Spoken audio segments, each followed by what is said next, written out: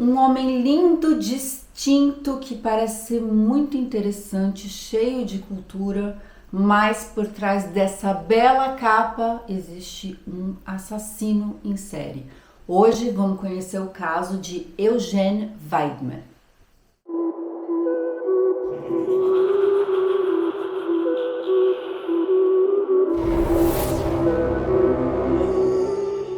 Oi, bem-vindos ao meu canal, eu sou a Flávia Ribeiro e você tá no Cafezinho Francês Investigação, um quadro aqui do canal onde eu falo sobre crimes reais, crimes que marcaram a história da França e também da Europa. E se você chegou por aqui agora, aproveita, já se inscreve no canal, ativa aí o sininho das notificações para não perder mais nenhum vídeo, deixa pra mim também o seu like no comecinho desse vídeo, que é muito importante para fazer o canal crescer, impulsionar esse vídeo para mais pessoas. Vamos tentar aí chegar aos 10 mil inscritos. E você que é meu parceiro de toda semana já sabe, deixa pra mim o seu joinha. Gente, hoje eu vou contar aqui no canal uma história bem longa, fiquem comigo até o final. Era um caso que eu já queria trazer aqui no canal e então uma inscrita pediu para eu trazer esse caso, é a Ariane Cruz. Então esse vídeo é especialmente para você, Ariane. É o caso do Eugène Weidmann, que foi o último homem guilhotinado em público aqui na França. Eu já trouxe aqui no canal o último homem guilhotinado da França,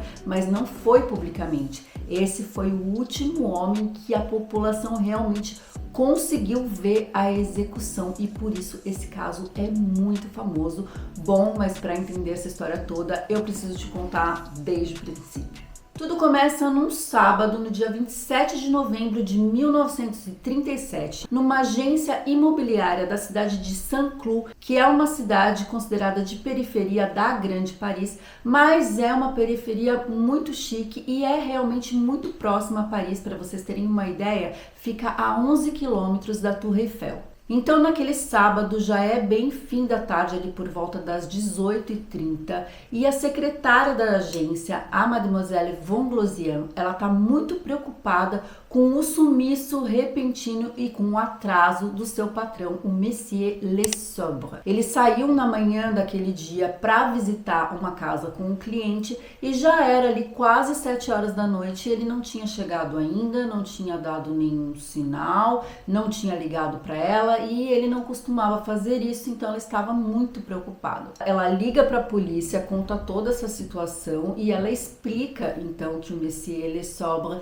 saiu para pegar um cliente na estação de trem, foi visitar a casa, mas ele não voltou. A polícia fala que já tá tarde, então que eles não podem sair para investigar, mas que eles poderiam fazer uma visita ali na casa no dia seguinte. E qual era o endereço da casa? Então, a Mademoiselle Vonglozian diz que a casa fica na Avenue Longchamp, em Vaucresson. E então, o policial e a Mademoiselle combinam de se encontrar na frente da casa na manhã seguinte. No dia seguinte, no horário combinado, Mademoiselle Vonglozian já tá ali na frente do portão esperando os policiais que não demoram para chegar. Ela tá com a chave. Então ela abre o portão, eles entram ali no jardim, percebem que a casa tá bastante silenciosa, as janelas estão fechadas, tudo parece bastante tranquilo. Eles abrem a porta da casa e começam a fazer um tour pelos cômodos. Eles passam pelos quartos, pela sala, pela cozinha, tudo tá vazio e limpo. Mas a Mademoiselle avisa que a casa tem uma cave, que é um porão. Então todos descem até lá e quando eles chegam lá, eles veem um homem deitado de barriga para baixo, com um tiro na nuca, com os bolsos da calça para fora, como se tivesse sido todo revirado. E aquele homem é exatamente o patrão da Mademoiselle, o Monsieur Lesobre.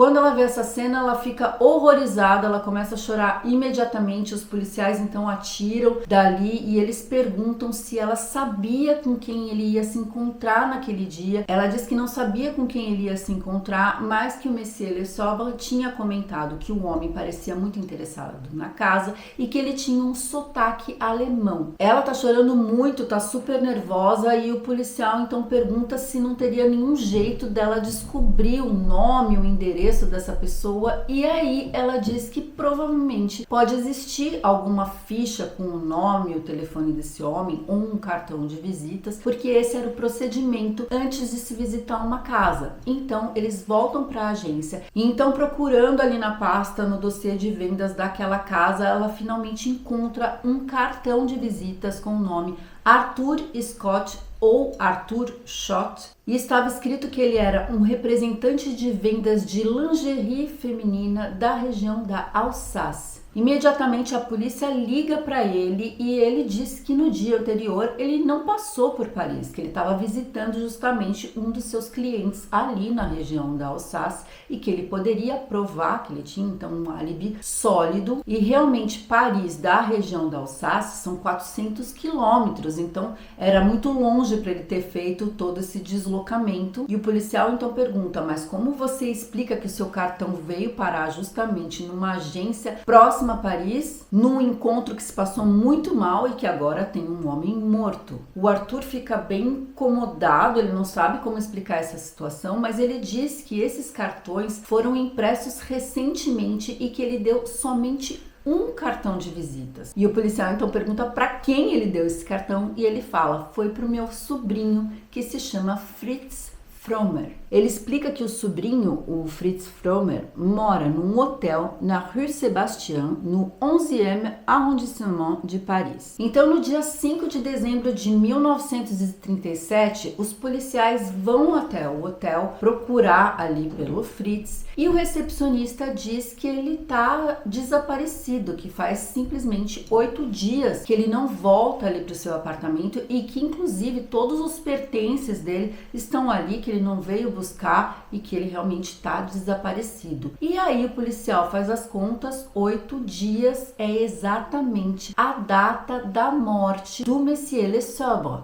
O recepcionista explica que o Frommer tinha um tio que morava na cidade e que o visitava assim frequentemente, e esse homem se chamava Hugo Weber. E a polícia consegue então localizar esse senhor, vai até a casa dele para conversar sobre o sobrinho, onde ele poderia estar. Então o Monsieur Weber vai contar que o Fritz Frommer já teve problemas com a polícia antes, que ele foi preso na Alemanha e que agora ele está trabalhando em Paris com um alemão que se chama Monsieur Carré. Mas ele diz que ele não sabe onde esse homem mora e que ele só sabe que ele mora no departamento de Yvelines, mas ali ele não sabe em que cidade ele mora, que rua, que bairro, enfim, ele não sabe nada. Enfim, a polícia investiga todas as agências imobiliárias ali do departamento de Yvelines e consegue descobrir que o Monsieur Carré alugou uma casa na cidade de La Celle-Saint-Cloud, no departamento de Yvelines. É uma bela casa num bairro residencial bem calmo, bem tranquilo. Então, no dia 8 de dezembro de 1937, 3 policiais vão até lá, vão até essa casa, tocam a campainha, mas ninguém atende. A casa parece estar vazia. Um dos policiais ficou bastante intrigado ali com a casa, então ele se pendura no portão e olha ali no quintal e ele vê 2 carros estacionados. Um Renault Celta 4 e um Renault Vivastella. Acontece que o carro do Monsieur Le Sobre era justamente um Renault Celta 4 e os 2 carros estacionados, eles têm a mesma placa com o mesmo número e o policial acha isso muito estranho. Eles acham que aquela ali pode ser uma boa pista e eles resolvem esperar até que alguém apareça ali, o morador da casa apareça para eles tentarem conversar com a pessoa. Depois de horas esperando, finalmente parece que está chegando alguém. É um moço jovem, distinto, bem vestido, bonito, que tá andando tranquilamente ali em direção da casa. Os 3 policiais descem do carro e o abordam. E eles dizem: nós estamos procurando o Monsieur Carré, você o conhece? Ele diz: sou eu mesmo. E então os policiais se apresentam como sendo ali do departamento fiscal e eles perguntam se eles podem conversar um pouquinho. E então o Monsieur Carré os convida para entrar dentro da casa. Chegando ali dentro, o Carré então decide pedir a identificação daqueles 3 homens que não são do departamento fiscal e sim da polícia. Então, quando eles dão a carta de identidade deles é da polícia. O Carré então olha aqueles documentos, não exprime nenhuma emoção, mas os policiais então perguntam se ele pode apresentar uma carta de identidade, os papéis dele, e o Carré, super sorridente, super calmo, coloca a mão no bolso interno ali do seu paletó e parece que ele vai tirar então a identidade, mas no fim ele tira uma arma e fala: está aqui meus documentos, e começa a tirar sem parar. Os 3 policiais ficam desesperados porque eles não estão portando arma nenhuma. E aqueles tiros acabam atingindo um policial no ombro, um policial tem o rosto ferido assim com uma bala de raspão. Por sorte, o terceiro policial, ele não se feriu e ele se joga ali sobre aquele homem suspeito. Eles começam uma luta ali, um embate, e durante aquela briga o policial olha ali pro lado e ele vê um martelo em cima de uma mesa. Então ele corre, pega o martelo e ele dá uma martelada na cabeça do Carré, que cai desmaiado. E então os policiais o algemam e pedem por reforço. Agora aqui, cá entre nós, eu achei muito estranho 3 policiais irem até a casa de um suspeito de assassinatos sem estarem armados. Eles não estavam portando nada. Isso é muito esquisito. Nesse meio tempo, os policiais identificam que o carro que está ali estacionado é realmente o Renault Celta 4 do agente imobiliário Monsieur Lesobre. Os policiais também encontram ali na casa um isqueiro de ouro com as iniciais RL, que era Raymond Lesobre. E também olhando ali nos armários, eles encontram muitas identidades falsas, passaportes, todos com nomes diferentes, mas sempre com a mesma cara ali do Carré. Além disso, eles também acham ali num armário algumas armas. O Carré é então levado para a brigada policial de Versalhes e a primeira coisa que os policiais fazem é um curativo ali na cabeça dele, porque apesar da martelada ter sido superficial, eles fazem ali um curativo antes de interrogá-lo. Então o delegado pega a arma, coloca em cima da mesa e pergunta: essa arma é sua? E ele responde que sim, com a cabeça. E então o delegado fala: olha, Monsieur Carré, você passou de todos os limites, você matou uma pessoa. Então o Carré vira para ele e fala: meu nome não é Carré, meu nome é Weidman, Eugène Weidman. O delegado então pergunta: mas então por que tantas identidades falsas? E ele responde: ah, você não vai entender. E o delegado ali num tom paternal, querendo que ele confessasse, né, que ele falasse alguma coisa, ele diz: pode me contar tudo, eu vou entender, libera tua consciência, conta tudo. Então o Carré, na verdade o Eugène Weidman, ele vai dizer para o delegado que ele pode confessar tudo, mas não naquela hora, não naquela noite, que ele estava muito cansado, que ele precisava dormir. Então ele suplicou: por favor, me deixa dormir essa noite, que amanhã de manhã eu te conto tudo, o senhor não vai se arrepender. E o delegado, sentindo que ele estava falando a verdade e vendo que ele realmente estava muito cansado, leva ele para a cela, deixa ele lá dormir uma noite, porque ele poderia esperar até o dia seguinte para escutar a confissão. E aí acontece uma coisa muito interessante, porque naquela época já existia ali a imprensa que gostava muito de casos policiais, porque se vendia muito jornal.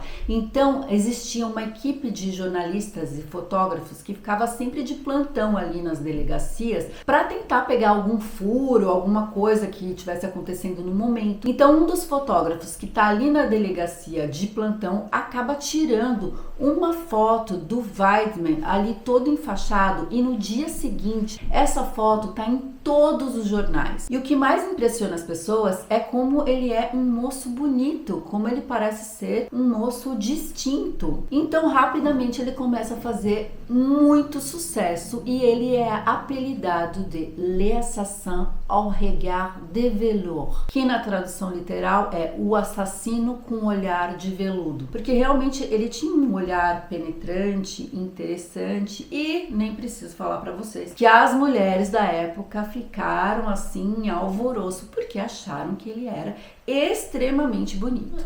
No dia seguinte, 9 de dezembro de 1937, o delegado Marcel Sicot realmente percebe que o Eugene Weidmann está disposto a falar depois de uma boa noite de sono. Então ele começa dizendo: eu preciso do seu nome completo, data e local de nascimento. Aí ele responde: eu me chamo Eugene Weidmann, eu nasci no dia 5 de fevereiro de 1908 em Frankfurt, na Alemanha.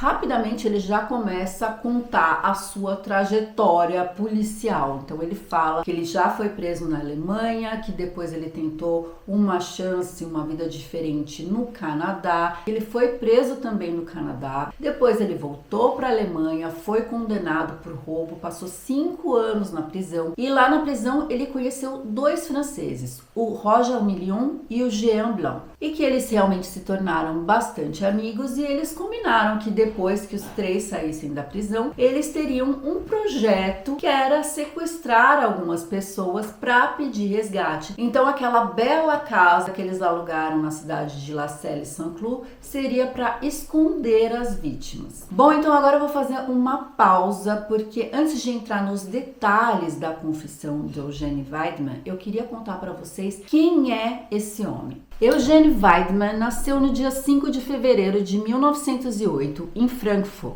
Alemanha. Proveniente de uma família rica, desde pequeno ele já era considerado um menino muito bonito, gracioso e inteligente. Em 1914, o pai do Eugênio é recrutado pelo exército para lutar na Primeira Guerra Mundial. E então a mãe dele se vê obrigada a trabalhar e não tinha com quem deixar o pequeno Eugênio, que na época tinha 5 anos. Então ela decide levar o filho até a casa dos pais dela, então os avós maternos do Eugênio, que eram boas pessoas, eles eram católicos fervorosos, levavam o Eugênio todo domingo na igreja, mas o Eugênio era um menino triste, porque ele não tinha muita atenção ali dos avós, também não tinha muito afeto, eles eram pessoas boas, mas muito frias. Então o menino sentia muita saudade da mãe, do pai e não sentia nenhuma conexão com seus avós. Essa tristeza e esse tédio que ele sentia quando ele era pequeno começam a pesar ali para ele, e para chamar a atenção de todo mundo, ele começa a fazer pequenos furtos. Isso começa dentro ali da própria família. Ele furta os avós, os amigos dos avós, as pessoas que os visitam. Na escola também é a mesma coisa, somem objetos, e desde pequeno ele já percebeu que ele tinha um certo charme e ele convencia ali os professores, os avós, que estava tudo bem. Então ele dava um sorriso, pedia desculpas e no final ele acabava sempre sendo perdoado, porque ele era um menino fofinho, bonitinho, que estava ali cometendo pequenos erros, né? Mas era ali da idade, ia passar. E esse comportamento charmoso ele vai usar durante toda a sua vida para envolver e enganar as pessoas. A mãe do Eugênio, sabendo dos furtos e das confusões do filho, o manda para uma casa de correção, onde ele permanece por 1 ano. Mas quando ele sai de lá, ele tá ainda pior, mais manipulador e sem escrúpulos. Ele passa por um psiquiatra que o analisa como um desequilibrado, degenerado, mas com uma inteligência superior. Ele é profundamente egoísta, não sente empatia e tem ideias fantasiosas. Conforme ele vai crescendo, né, tá ali na fase da adolescência, a vida dele realmente é muito chata, muito tediosa, e ele ocupa bastante parte ali do seu tempo livre para ler. Ele gosta de livros de aventuras, mas o interessante é que ele sempre se interessa pelo personagem que é o vilão da história. É como se ele se identificasse mais com o vilão. E isso começa a formar também um pouco dessa personalidade dele, de ver a vida de uma maneira mais negativa, mas em contrapartida, ler o tornou uma pessoa muito culta. Então ele se expressa muito bem, ele conversa muito bem com as pessoas, e essa lábia junto com o charme vai fazer toda a diferença para ele enganar muita gente, cometer fraudes e crimes. Quando ele está com 18 anos, ele decide ir morar nos Estados Unidos. A princípio a mãe dele não gosta, hesita um pouco, mas ela pensa que, quem sabe, morando sozinho, né, ele vai criar uma certa responsabilidade, vai crescer e vai sair aí dessa vida de pequenos furtos. Mas ele tem o visto negado, então ele não consegue entrar nos Estados Unidos, mas como ele frequentava a igreja, a turma ali da juventude católica, ele acaba indo através de um programa da igreja para o Canadá. Ele passa 2 anos no Canadá e durante um bom tempo a vida dele é bem certinha. Mas ele teve um problema de saúde super sério, ele pega uma pneumonia grave, fica um tempo hospitalizado e quando ele sai do hospital parece que a personalidade dele mudou ou realmente voltou a ser o que era antes, porque ele trabalhava numa fazenda e o patrão pegou um carinho por ele, o tratava como um filho e ele abusou dessa confiança para roubar o patrão. Por conta disso ele é denunciado, acaba indo para a prisão e lá ele fica 3 meses. Ali dentro, ele conhece a história do assaltante de bancos americano John Dingler e ele fica fascinado pela história desse assaltante. E é ali na prisão também que ele vai escutar pela primeira vez sobre sequestros e a partir daquele momento ele decide que é isso que ele quer fazer da vida dele, sequestrar pessoas e pedir resgate. Depois de cumprir a pena, em 1929, ele volta ali para a Alemanha e o país está em plena crise. Muitas pessoas desempregadas, bancos e empresas falindo. Então, mesmo que ele quisesse levar uma vida correta, arrumar ali um emprego, era difícil. Então, o que ele fez? Começou a assaltar casas. E num desses assaltos, ele acaba sendo reconhecido, denunciado e por isso ele vai para a cadeia de novo e lá ele fica 5 anos. Então é ali na cadeia que ele vai conhecer aqueles amigos franceses, o Roger Million e o Jean Blanc, e assim eles combinaram que quando eles saíssem, eles cumprissem a pena, eles iam fazer um projeto de sequestrar pessoas lá na França e especificamente em Paris. Bom, então agora voltando para o interrogatório, o delegado então vai perguntar para ele por qual motivo ele assassinou o Monsieur Le Sobre. E ele disse que foi realmente o acaso. Ele disse que ele estava precisando de dinheiro para pagar o aluguel e estava andando ali pelas ruas de Saint-Cloud quando ele vê justamente a agência imobiliária e ele decide entrar para falar com alguém e ele fala justamente com o Monsieur Le Sobre. Ele se mostra interessado nos imóveis, ele fala que ele quer investir e então o Monsieur Le Sobre, naquele dia, ele visita com ele algumas casas. E aí o Eugène, que na época era o Carré, ele diz que ele ia decidir e voltar no dia seguinte com a decisão tomada. Só que ele foi muito esperto porque a secretária não estava lá, então ninguém tinha visto a cara dele. Então ele combinou com o Messier e o buscasse na estação de trem. E foi dessa forma, o Monsieur Le Sobre foi buscá-lo ali na estação, eles foram para a vila que chamava Montplaisir e lá ele faz todo o tour da casa e quando eles visitam o porão, o Monsieur Le Sobre tá de costas, ele tira a arma e dá um tiro fatal na nuca e quando ele cai, ele revira todos os bolsos, ele acaba roubando 5.000 francos ali do Messier, também aquele isqueiro de ouro, né, que foi encontrado na casa dele e ele também troca os suspensórios dele porque o dele estava um pouco gasto e como ele queria andar sempre muito elegante, ele tira então o suspensório novo ali do homem que está morto e coloca imediatamente no seu corpo e foge dali no carro da vítima. Assim que ele chega em casa, então ele estaciona o carro e já troca a placa, mas eram 2 placas iguais, então por isso que eles viram 2 carros com o mesmo número de placa. O Eugène tá contando tudo de maneira muito calma, bastante fria, só que de uma hora para outra ele começa a tremer, assim, se chacoalhar, suar bastante e ele começa a ficar inquieto porque ele começa a dizer sobre a sua mãe. Ele começa a dizer: ai, a minha mãe, minha pobre mãe, ela vai morrer de vergonha de mim, como que eu pude fazer isso com ela? Então ele estava nervoso porque ele já estava pensando na repercussão que isso ia dar e que isso certamente chegaria até o ouvido da mãe dele,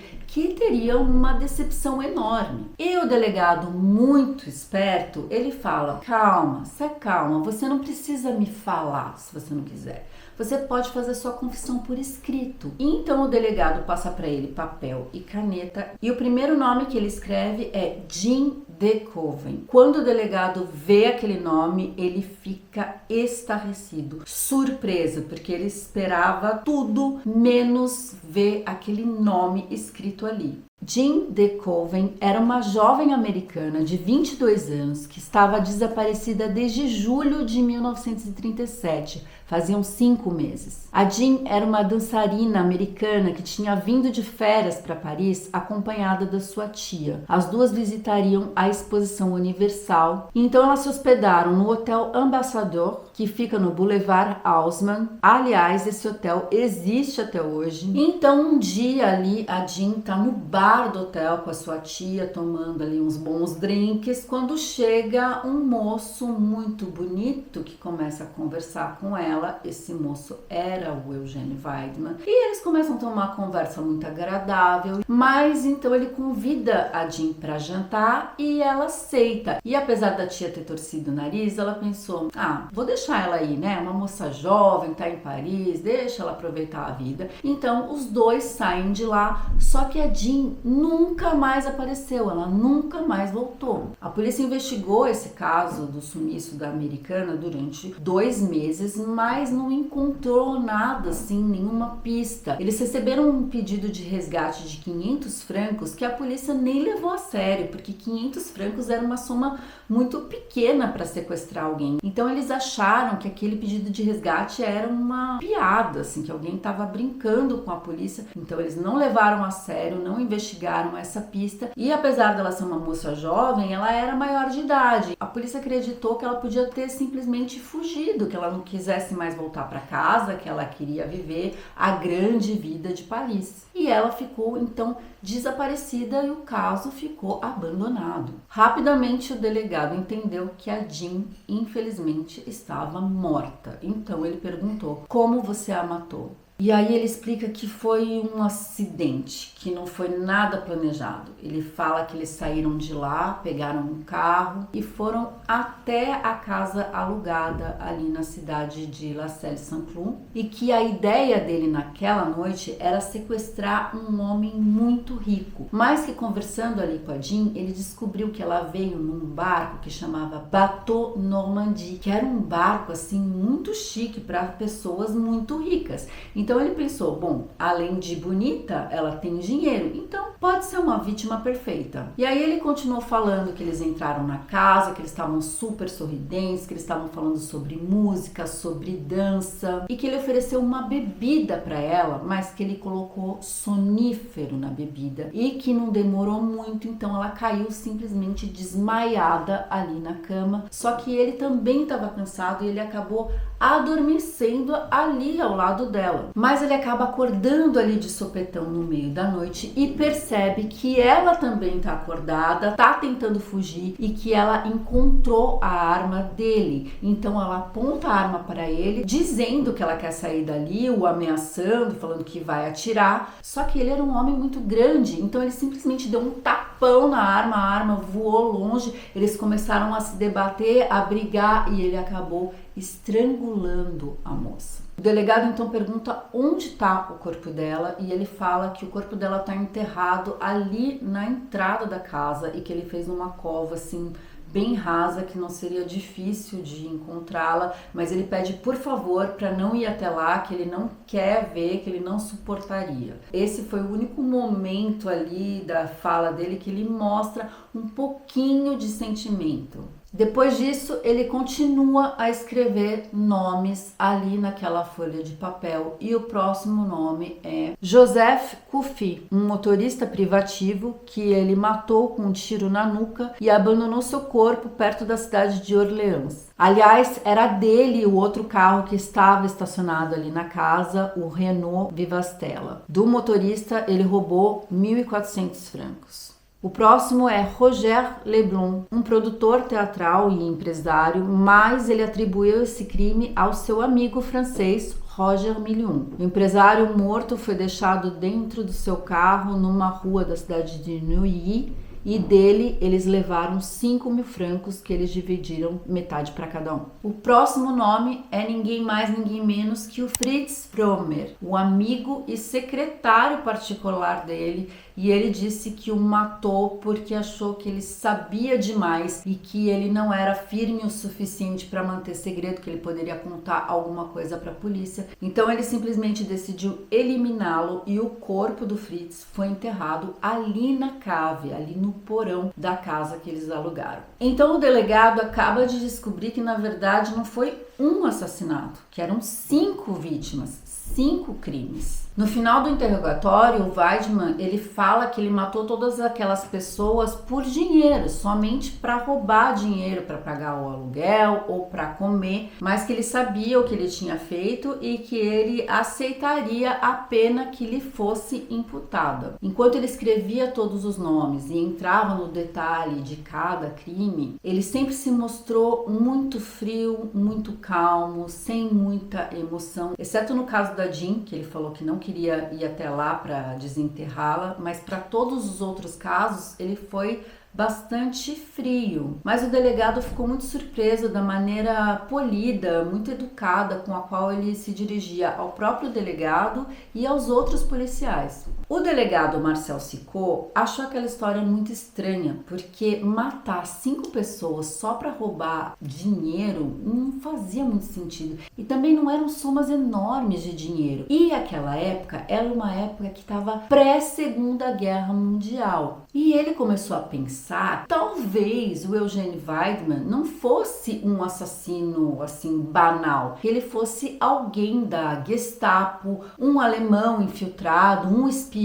Aliás, é importante falar um pouco do contexto histórico que estava ali na época, porque o ano é 1937, então um pouco antes da Segunda Guerra Mundial. Desde 1933, o Hitler está no poder na Alemanha, então havia uma tensão política no ar. E em Paris já haviam muitos refugiados alemães fugindo dos nazistas, muitos poloneses, judeus, também tinham muitos comunistas, antinazistas e muitos espiões. Então eles começaram a acreditar que o Eugênio era um deles, mas aquelas vítimas não tinham ligação nenhuma com política e eram todos os perfis muito aleatórios. No sábado, dia 11 de dezembro de 1937, os 2 cúmplices, Roger Million e Jean Blanc, são presos. E os policiais constataram que eles também não eram ligados a nenhum movimento político. O Roger Million tinha 27 anos, ele era um playboy, vinha de família rica,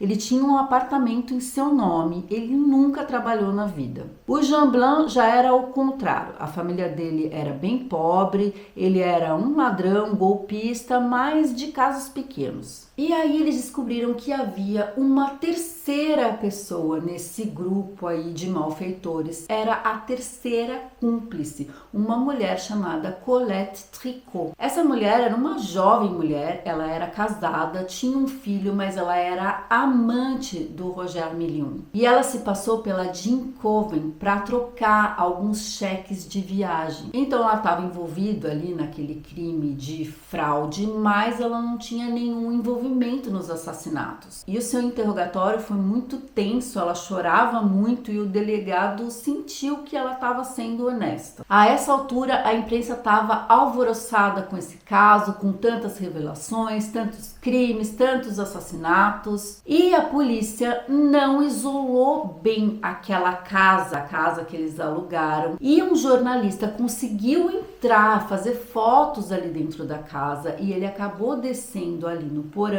ficou mexendo ali pela terra e ele descobriu a foto de uma mulher. Atrás dessa foto tinha o nome do fotógrafo que tinha feito a imagem. Ele foi até lá conversar com ele e descobriu que aquela moça se chamava Janine Keller.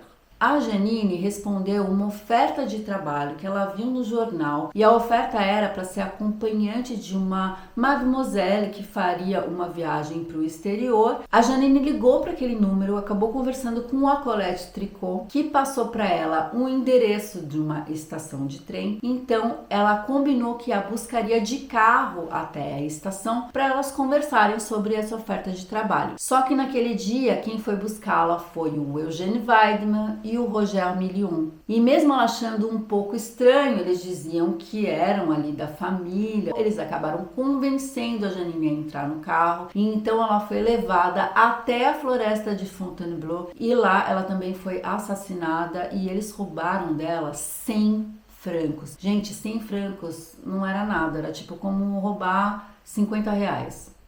O Eugène assumiu a culpa nesse assassinato e ele pediu desculpas por não ter mencionado a Janine ali na confissão, porque simplesmente ele esqueceu dela. No dia 12 de dezembro de 1937, os policiais levam o Eugène e o Million até a casa alugada para recuperar os corpos das vítimas. Jean Decauve é rapidamente descoberta e ela está mumificada. No porão, eles encontram o corpo do Fritz Frommer. Dentro da casa, os policiais encontram diversos objetos pessoais das vítimas. Depois, eles vão até a floresta de Fontainebleau para recuperar o corpo da Janine Keller, que estava dentro da Caverne de Brigand. Essa reconstituição foi acompanhada por centenas de pessoas, jornalistas, fotógrafos, civis, pessoas ali curiosas, além de centenas de investigadores, policiais, advogados. Essa Caverne de Brigand, na verdade, é uma gruta que tem ali dentro da floresta de Fontainebleau. Aliás, eu tenho um vídeo aqui onde eu mostro essa floresta, eu vou deixar aqui no final desse vídeo para vocês assistirem. Mas no vídeo eu não mostro essa caverna, eu só mostro mesmo a floresta. Esse lugar é uma espécie de gruta que é muito conhecida por uma lenda da época do rei Luís XV. A gruta teria servido de esconderijo para um bando de assassinos cujo líder era um homem que se chamava Tissier. E então já existiam cartões postais que diziam que aquela gruta tinha servido de abrigo para os assassinos, coisa e tal. Eles simplesmente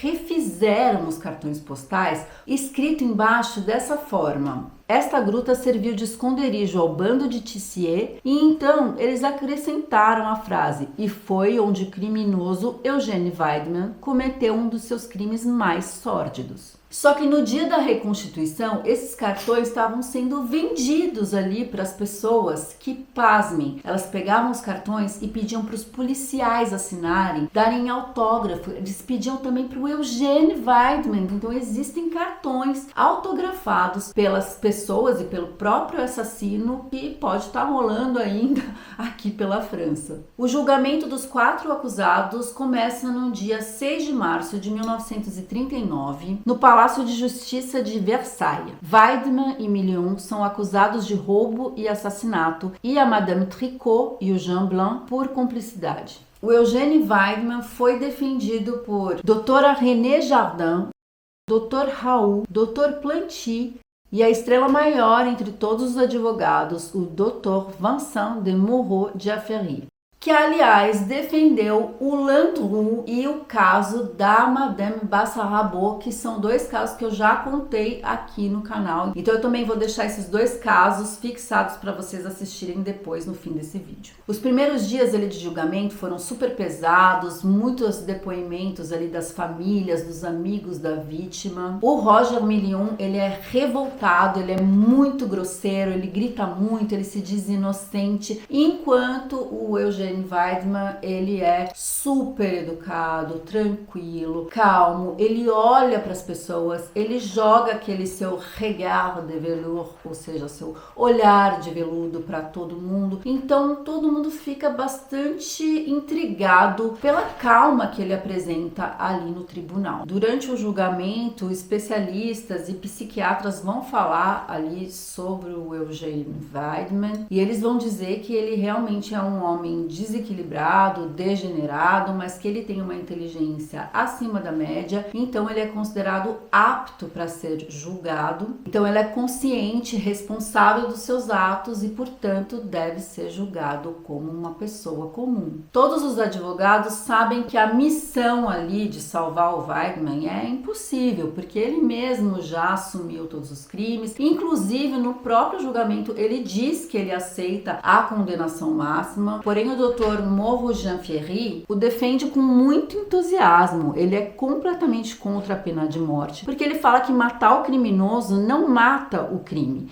e ele diz que mesmo que os psiquiatras o considerem capaz de ser julgado, que ele é no mínimo anormal. E gente, eu tô usando aqui, reproduzindo as mesmas palavras que o advogado disse na época. Então o Dr. Mauro Jean-Ferry, ele atribui essa anormalidade do Weidmann porque ele teve uma infância atípica, né? Afinal de contas, ele era criança quando estava começando a Primeira Guerra Mundial, e depois, quando ele se tornou adolescente, a Alemanha já era um país nazista. Então ele atribui esse comportamento violento também por conta desse contexto político do lugar onde ele viveu boa parte da sua vida. Ele diz que o Weidmann é um produto da cultura e da política nazista. E o Dr. Mauro Jean-Ferry, ele era um antifascista declarado, e se ele estava defendendo ali o Weidmann é porque ele acreditava que ele não tinha nenhum envolvimento com política, com Gestapo, com nada dessas coisas. A defesa do advogado demorou 4 horas, ele ficou 4 horas debatendo ali a favor do réu. No dia 31 de março de 1939 sai então o veredito. A Colette Tricot é inocentada,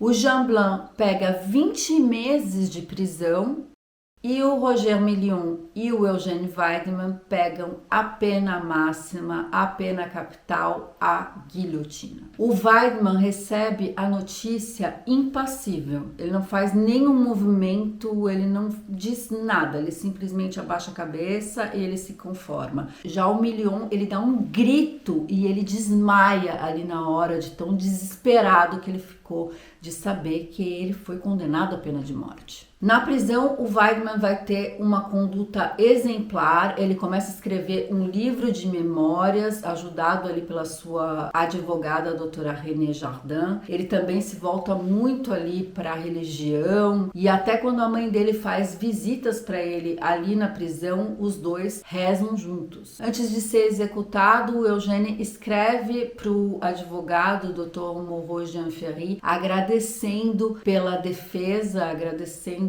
por tudo que ele fez por ele no tribunal. E ele também escreve uma carta para o presidente da República da França suplicando o perdão do seu amigo Roger Million. E dá certo, porque no dia 16 de junho de 1939, o presidente Albert Lebrun transforma a pena do Roger Million de pena de morte para prisão perpétua. E apesar dos apelos do advogado para que o Eugène também ganhasse a condenação transformada em prisão perpétua, ele não teve esse perdão concedido, então ele seria executado no dia seguinte, dia 17 de junho de 1939, em frente à prisão de Versalhes. A execução então é feita por volta das 4 horas da manhã, mas o dia já está bem claro e uma população ali de curiosos, de civis, um monte de gente começa a se acumular para ver essa execução pública. E o Eugène sai ali da cadeia escoltado por 2 policiais, ele tá com as mãos amarradas assim para trás, com uma camisa branca, e então ele é posicionado ali na guilhotina. Só que acontece uma coisa bem estranha, porque quando eles colocam a cabeça do condenado na guilhotina, tem uma parte de madeira que fecha para impedir que a cabeça se mexa. E acontece que o auxiliar ali do carrasco, ele não fechou direito feito essa parte, esse equipamento da guilhotina, e isso fez com que o Weidmann colocasse a sua cabeça assim para dentro do pescoço, como se ele quisesse evitar a guilhotina, e esse processo de arrumar até que ficasse tudo direitinho levou 12 segundos e o público ali estava em silêncio, mas aquela demora provocou uma angústia em todo mundo. Mas finalmente, depois que tudo estava certo, então o Carrasco soltou a guilhotina. E essa execução, ela foi filmada por 2 cineastas que estavam ali escondidos em um dos prédios ao redor. Então é bem fácil de encontrar esse vídeo na internet. O vídeo é mudo, mas dá para vocês verem como foi a execução, né? O que aconteceu. E no dia seguinte, esse filme tinha sido revelado. Então muitas fotos desse filme foram publicadas em várias revistas e jornais. Isso provocou uma comoção pública. E por conta dessa comoção toda, no dia 24 de junho de 1939, o presidente do Conselho, Édouard Daladier, promulgou um decreto proibindo as execuções de maneira pública. Isso fez com que o Eugène Weidmann se tornasse o último homem guilhotinado publicamente. Bom, gente, essa história é realmente terrível pelos crimes que o Eugène cometeu. Ele vinha de família rica, família burguesa, ele tinha tudo para vencer na vida, mas ele decidiu ter esse caminho de crimes e realmente, para mim, ele era um serial killer e não teria parado por aí. Ele teria continuado a matar mais pessoas por dinheiro ou só porque ele achava isso uma coisa natural. Ele inclusive chegou a comentar no interrogatório que para ele matar uma pessoa era uma coisa comum, que não era tão difícil assim como parecia. Ele realmente podia ser muito bonito, charmoso, envolvente, mas no fundo ele era uma pessoa muito cruel. Mas agora eu queria saber de você, o que você achou dessa história toda? Me deixa a sua opinião aí nos comentários, porque eu quero saber, e vocês sabem que eu sempre marco os comentários com um lindo coraçãozinho e a gente continua essa conversa aqui nos comentários. Se você gostou desse vídeo, deixa pra mim o seu like, compartilha com seus amigos, se inscreve no canal se você ainda não for inscrito, porque toda semana eu posto vídeo novo por aqui. Aproveita também, me segue lá no Instagram, @cafezinhofrancês, que por lá eu sempre notifico dos vídeos da semana e também publico muitas fotos do meu dia a dia, e é um jeito da gente ficar pertinho por lá também. Muito obrigada por ter assistido esse vídeo até aqui. Bisous e au revoir.